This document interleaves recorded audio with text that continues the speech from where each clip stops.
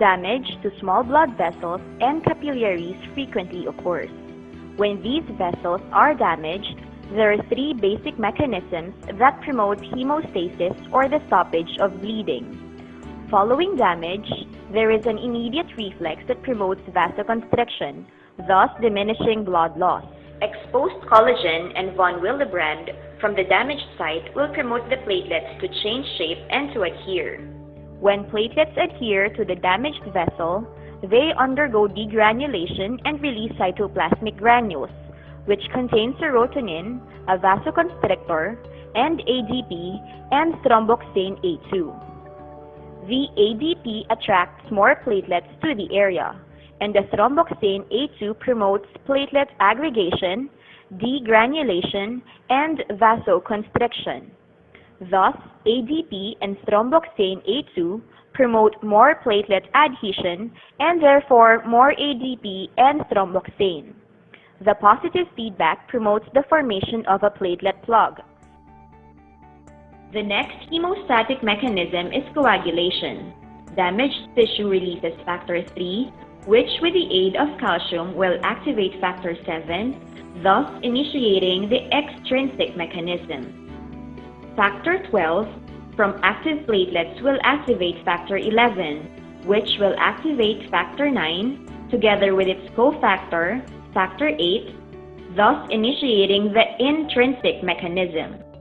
Both active factor 7 and active factor 9 will promote cascade reactions, eventually activating factor 10. Active factor 10, along with factor 3, factor 5, calcium, and platelet thromboplastic factor or PF3 will activate prothrombin activator. Prothrombin activator converts prothrombin to thrombin. Thrombin converts fibrinogen to fibrin. Fibrin initially forms a loose mesh, but then factor 13 causes the formation of covalent crosslinks, which convert fibrin to a dense aggregation of fibers. Platelets and red blood cells become caught in this mesh of fiber, thus the formation of a blood clot.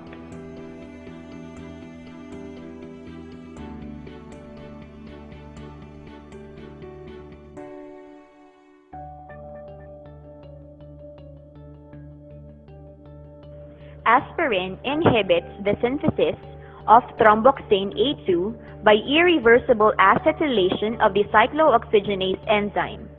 Cyclooxygenase is required for prostaglandin and thromboxane synthesis. Thromboxane A2 causes platelets to change shape, to release their granules, and to aggregate.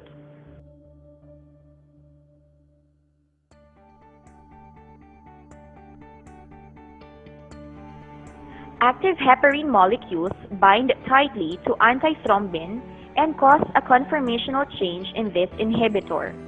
Conformational change of antithrombin exposes its active site for more rapid interaction with the proteases, the activated clotting factors.